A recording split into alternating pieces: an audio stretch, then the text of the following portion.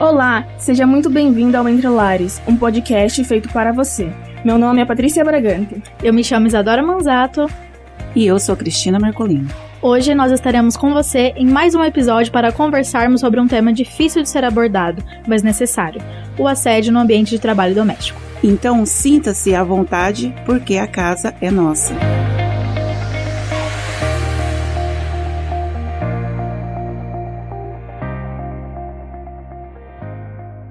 Alerta de gatilho. Esse episódio contém relatos sensíveis de assédio. Antônia Mendes, de 54 anos, nos relatou como começou a trabalhar ainda na infância para ajudar no sustento da família, e ao decorrer deste episódio, contará um pouco sobre os abusos físicos e psicológicos que sofreu dos seus superiores ao longo de todo o tempo que trabalhou com o serviço doméstico. 7 anos eu comecei a trabalhar e foi bem difícil, assim, foi complicado. Porque o primeiro emprego meu eu consegui ali no Conjunto Santa Clara, um apartamento, né? O dono desse apartamento, que era o dono da casa, ele era gerente daquele banco da 5 estrelas lá embaixo. Faz muitos anos isso. E a esposa dele, eles tinham 2 filhos. Né? E eu sofri muito na mão deles. Muito. Principalmente dos filhos dela e dela. Esse já era home, né? O outro que tinha, o Carlos que já tinha uns 22 anos, o outro eu não lembro o nome, mas o dela eu lembro muito bem, Judite. Sabe o que é uma pessoa humilhar o outro? A humilhação era tão grande, né? E o sofrimento dentro daquele apartamento era grande porque parecia um cachorro na mão dos outros. Né? E a minha mãe não sabia nada, porque minha mãe veio do sítio, minha mãe não sabia nem praticamente ir lá. Quem ia era minhas irmãs e a minha irmã mais velha que mora aqui de frente comigo, que cuida de mim até hoje, né? E eu apanhava todos os dias dos filhos e judiaram bastante. E a comida era horrível. Enquanto eles comiam pizza na sala, eu era uma criança. Eu tinha um balde na casa dela. Era um caldeirão e ali ela fazia sopa na segunda e ia até sábado a sopa. Pra mim comer. Porque eles não podiam. Não podiam comer uma maçã, uma laranja naquela casa. Eu não aguentei, teve um dia eu era criança e eu vi, sabe aquelas maçãs bem grandes? Eu não compro aquilo na minha casa porque eu não gosto. Eu dei uma mordida naquela maçã e escondi a maçã. E ela achou a maçã, bateu bastante. Por causa disso, eu levava muito tapa na cara. Menina, eu era uma criança, eu sentia o cheiro da pizza, o cheiro do lanche dentro do meu quarto, porque ela me trancava. Ela me trancava pra mim não sair, pra mim não ver as coisas. E comer o prato, aquele prato de sopa de lentilha. Eu não suporto sopa de lentilha, eu não gosto. Vanusa Machado, de 46 anos, também compartilha a sua história conosco, sendo ela bem parecida com a da Antônia.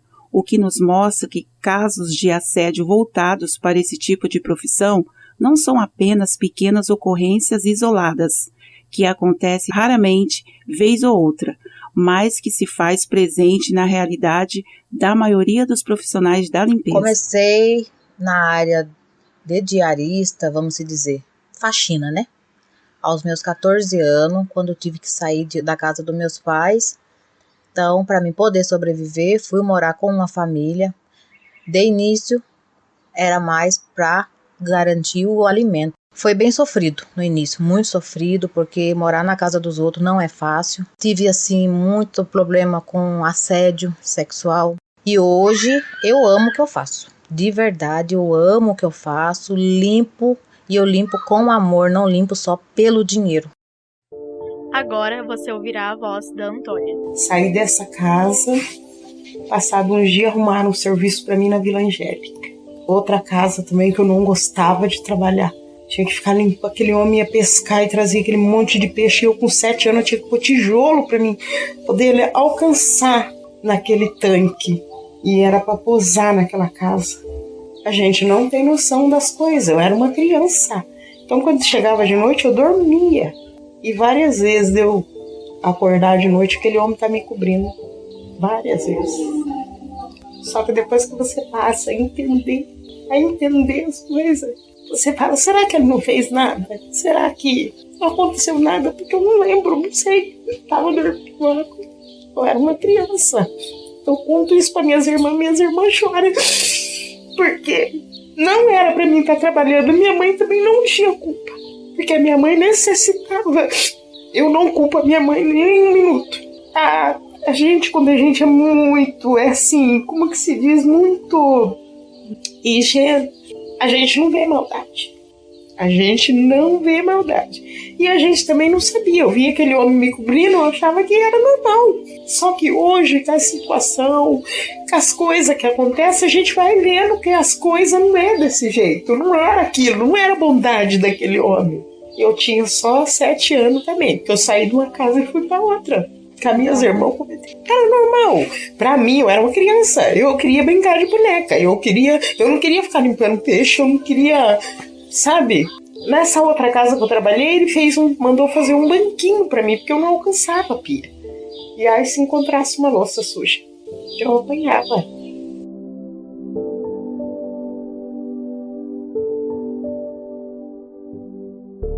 Como explica a advogada trabalhista Malu Nascimento, de 28 anos, existem 2 tipos de assédio que principalmente as mulheres sofrem no ambiente de trabalho.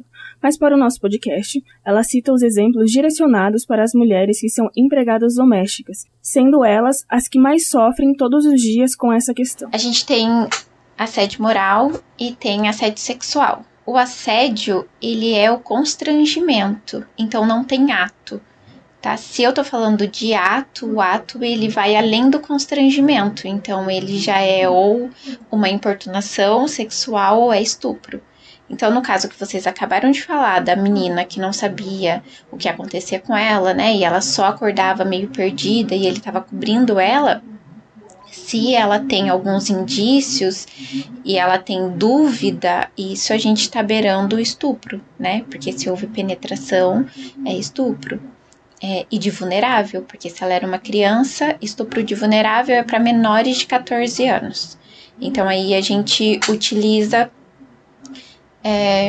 que a criança ela não tem poder de consentir sobre o próprio corpo antes dos 14 anos. Então, e aí tem um agravante na pena, não seria como uma pena de estupro de uma pessoa adulta, tá? Então tem isso. Mas o assédio moral ou até assédio sexual, se você vai pedir na esfera trabalhista, até 2 anos depois do fim do contrato de trabalho. Você tem 2 anos para ingressar na justiça requerendo qualquer direito, seja ele assédio moral, sexual ou hora extra, aí independe, qualquer direito da esfera trabalhista. Vanusa não esconde de ninguém o orgulho que tem das milhões de mulheres que compartilham a profissão com ela, especialmente porque ama o que fazem e comenta o quanto possuem um valor genuíno perante seus olhos. Eu dou valor a essas mulheres guerreiras que se levanta todo dia, vai para as casas dessas mulheradas aí. Tem muitas famílias boas que você trabalha na casa delas, que tratam a gente como gente, com respeito. Agora tem muitas que nos tratam muito mal, como se a gente fosse lixo. Muitas não dá, muitas vezes, nem um copo de água pra gente tomar. Tratam a gente muito mal. E isso aí, muitas vezes, faz a gente querer parar de trabalhar, né, na área. Não vou mais trabalhar de faxineira, por isso. Mas não, a gente não tem que ver por esse lado. A gente tem que ver que é um serviço digno. É um serviço que tem que ser respeitado. Cada dia mais respeitado, valorizado, porque a gente está ali cuidando da casa do ser humano, limpando, para quando a pessoa chegar, achar tudo bonitinho, limpinho. Então eles têm que dar um valor a mais para a gente. Malu complementa o assunto. Se a gente levar para doméstica, por exemplo, chamar a pessoa de porca, a gente pode trazer para xingamentos, né? Ou falar para a pessoa, você precisa desse emprego, você tá aqui porque você precisa, eu pago o seu salário, não vem querer falar nada, sabe? Questões que você vai diminuindo a pessoa mesmo. E o assédio tem essa característica de ser contínuo, né? Não contínuo, mas tem que acontecer mais de uma vez, algumas vezes. Então, xingamento, diminuir a pessoa, essas situações. É que é muito amplo mesmo. Vanusa comenta. Quando eu tava na limpeza, muitos me encontravam no elevador, mal sequer olhava na cara. E quando passaram a me ver lá dentro como vigilante, toda no socialzinho, toda arrumadinha pra eles, como se diz, tá limpa, né? Porque quem veste uma roupa de faxineira tá suja. E você com uma roupinha socialzinha, é gente. Então as pessoas vinham, falavam, me tratavam muito diferente, totalmente diferente de quando eu estava na faxina. Então aí eu comecei também a ver assim, falar, caramba, meu, como que pode? Só porque você trabalha na limpeza? Ouviremos pela última vez a Malu. Eu tenho uma pessoa muito próxima de mim que aconteceu exatamente a mesma coisa. Ela trabalha, faz faxina diariamente em alguns lugares e a pessoa viu a foto de perfil dela e falou que ela não podia mais trabalhar na casa dela porque aquela foto não estava condizente com o que ela apresentava no trabalho. Porque era uma foto que ela estava arrumada e ela saiu, mas assim, uma foto, vamos colocar assim, padrão socialmente, porque a sociedade tem um olhar, né? Então, ela já trabalhava na casa, a pessoa já gostava do trabalho dela. E aí, quando viu ela arrumada, com uma roupa maquiada, de um jeito que não estava acostumado a ver ela, né, sem maquiagem, de cabelo preso, com uma roupa de camiseta e legging, ela também foi retirada do trabalho. Para agregar o nosso podcast, o estudante de serviço social Jefferson Nobre, de 32 anos, que também é formado em logística, já foi cabeleireiro, maquiador e trabalha como profissional da limpeza, nos contou um pouco sobre o que fez com que ele decidisse começar a trabalhar com faxina e por que continua na área até os tempos atuais. E nisso que eu publiquei, o que era para ser algo positivo, eu comecei a receber comentário nas minhas fotos assim, principalmente de mulheres. Nossa, vou lá em casa, eu com um diarista desse aqui, eu fico divorciada. De homens assim, nossa, queria um diarista desse aqui na minha casa. Eu comecei a receber esse tipo de, né? Não sei se é elogio, se é desejo ou o que é, mas eram comentários que não era o que eu buscava naquele momento. Outros comentários que eu recebi também, que acabava sendo um pouco machista, era a questão assim, Deus me livre, eu receber um cara desse na minha casa com a minha mulher. Outros comentários assim, eu fazia toda uma legenda, né? Faço faxina, tal, sou um diarista, eu sei o tipo de faxina que você faz, insinuando que eu roubava, e a maioria dos comentários eram relacionados ao meu perfil, por ser um homem jovem, e meio dizendo que eu não fazia faxina, que eu meio que vendi, que fazia qualquer outro tipo de profissão, menos faxina. Que isso acabou dividindo opiniões. Algumas pessoas no comentário faziam réplica desses comentários negativos, outras, daí isso começou a gerar debates, porque as pessoas entravam nos comentários e viam que era um comentário desnecessário, daí uma pessoa ia comentar, viu, desnecessário, daí virava uma discussão, e isso foi virando uma repercussão, a qual deixou eu em evidência em Sorocaba.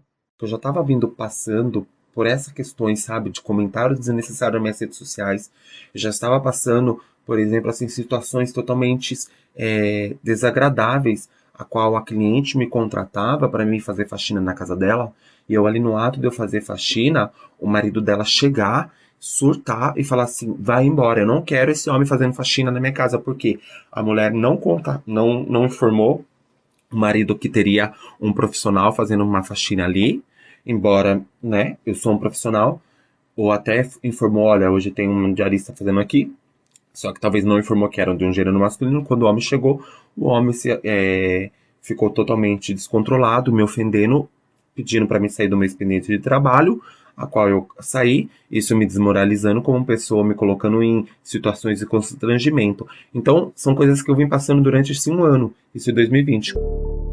Vamos ouvir agora a voz da Vanusa. Marco, bastante, porque você acaba, querendo ou não, você acaba pondo na sua cabeça, fala, caramba, eu não sou nada porque eu trabalho de faxina, eu não tenho um respeito de ninguém porque eu trabalho limpando o chão, então isso acaba marcando sim, maltratando a gente, mas com o tempo a gente supera. Entendeu? Então, fica umas coisas bem assim, marcadas na nossa vida, né? Assim, tem pessoas que ele fala assim, eu tenho coisas marcadas, boa. Não, eu tenho coisas boas de outras formas, porque dessa forma eu não gosto de trabalhar de empregada para ninguém, eu não gosto. Vou te falar bem a verdade, o que motiva a gente é pensar naquilo que as pessoas fez pra gente.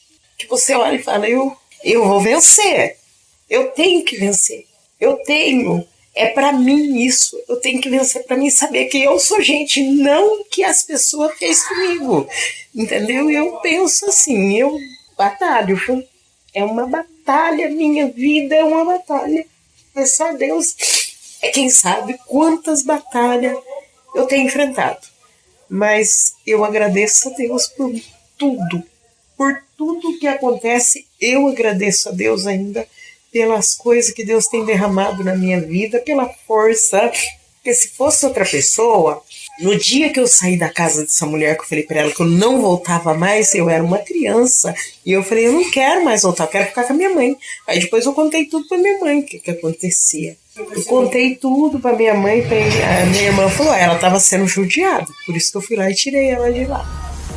Encerramos o assunto com a Antônia. E vem vindo, né, o sofrimento, o tombo, o levante, o tombo, eu vou levantar de novo, e assim vai.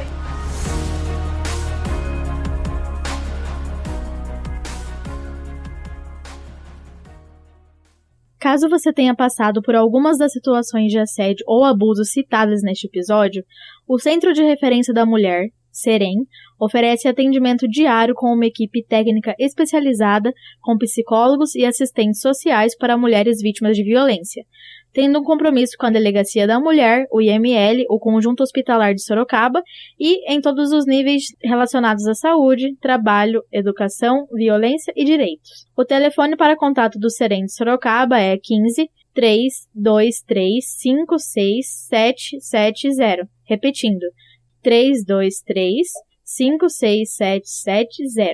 E o horário de funcionamento é de segunda a sexta, das 8 às 17 horas. Não deixe de pedir ajuda. O Entre Lares vai ficando por aqui. E não se esqueça, segunda-feira, às 19 horas, você já tem um compromisso. Aguardamos você para o próximo episódio, no mesmo dia e horário. A porta estará sempre aberta para você voltar. Até lá!